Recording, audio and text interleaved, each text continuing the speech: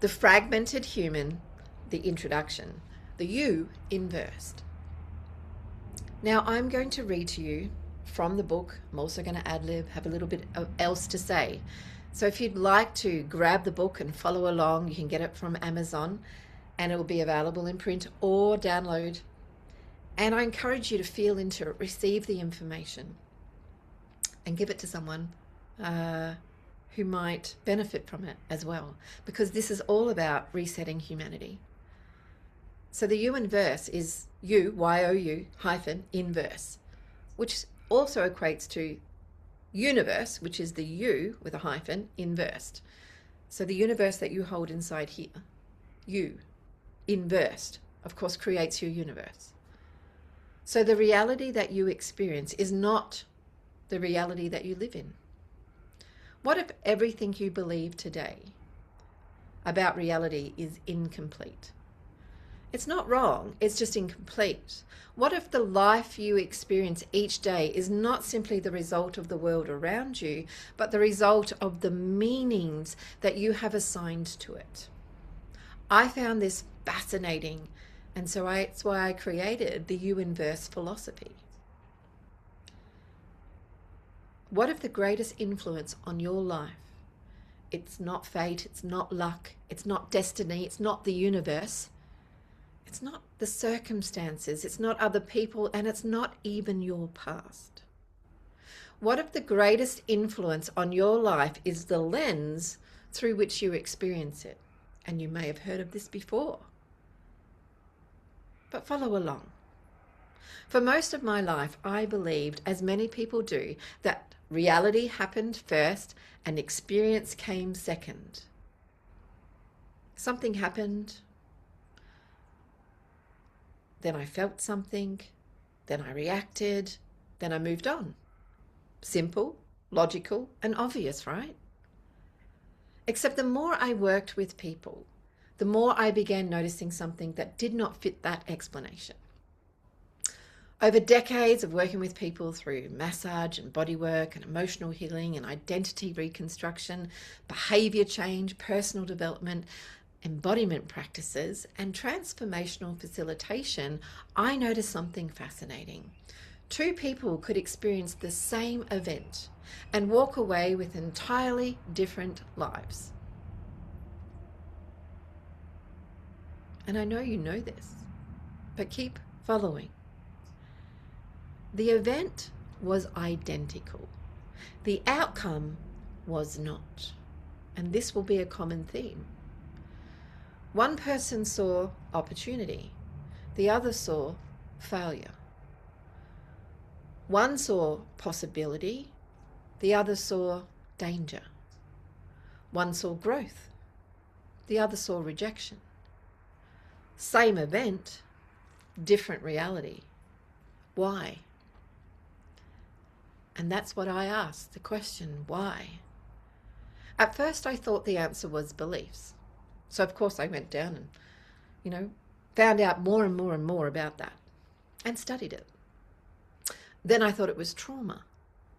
So I went and delved into that and studied that as well. Then I thought it was nervous system regulation, which is very popular these days and easy to get the information on.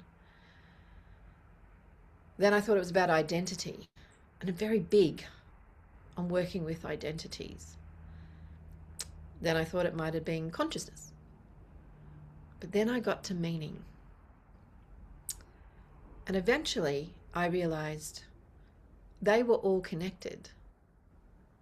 The beliefs, any trauma, the nervous system regulation, the identity, the consciousness, and the meaning, of course, are all connected. And the more I explored human behavior, the more I began asking a question that will eventually become the foundation of this philosophy. Do we experience reality? Or do we experience our interpretation of reality? The question sounds simple, but the implications are enormous. Because if we are not experiencing reality directly, then what exactly are we experiencing? I began noticing that every person seemed to carry an invisible operating system, a collection of assumptions, conclusions, interpretations, and stories and meanings, many of which had never been consciously examined, just sitting up there, looping around. A woman would say, I always attract unavailable partners. And that means sometimes emotionally unavailable partners. Sometimes that means physically unavailable partners. But they would say, in the same sort of context, whatever it came to, whether it was emotionally, mentally, or physically, I always attract unavailable partners. A man would say, nothing ever works out for me. They put all this work in, do that, and they keep getting the same result, that nothing ever works out for me. Someone else would say, I have to do everything myself, which means they can't rely on anyone but themselves. And so they have to rely and have to do everything myself. And that's what they end up doing constantly. Another would say, I'm just not confident, and continually say, I'm just not confident, because they believe this, right? That's in their beliefs.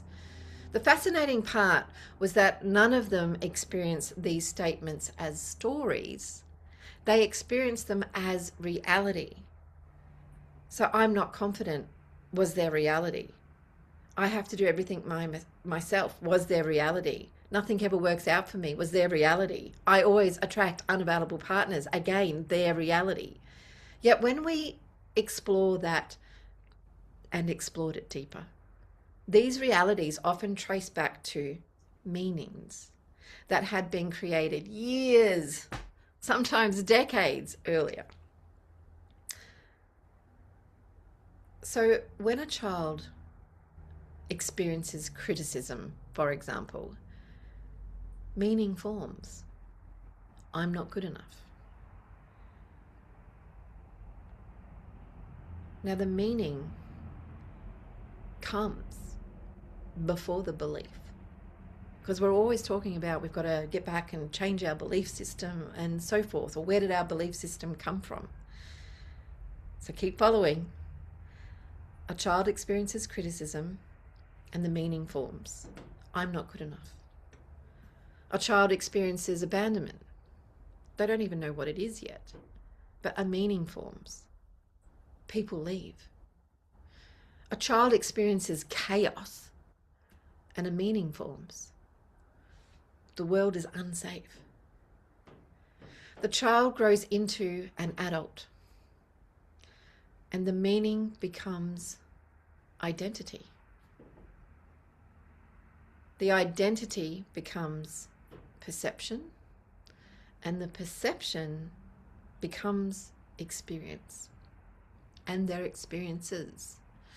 The experience appears to confirm the meaning, which also becomes the belief eventually.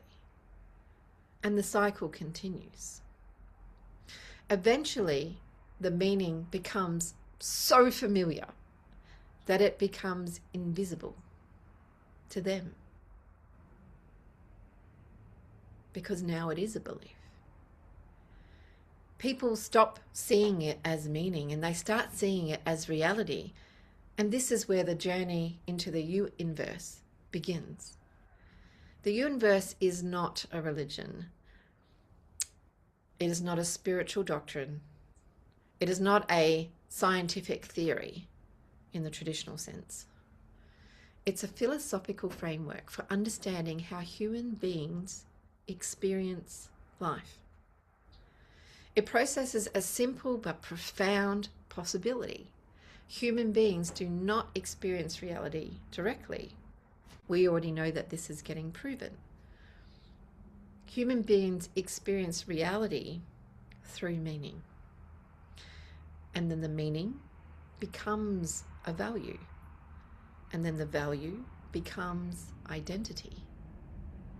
And then the identity generates all these probabilities.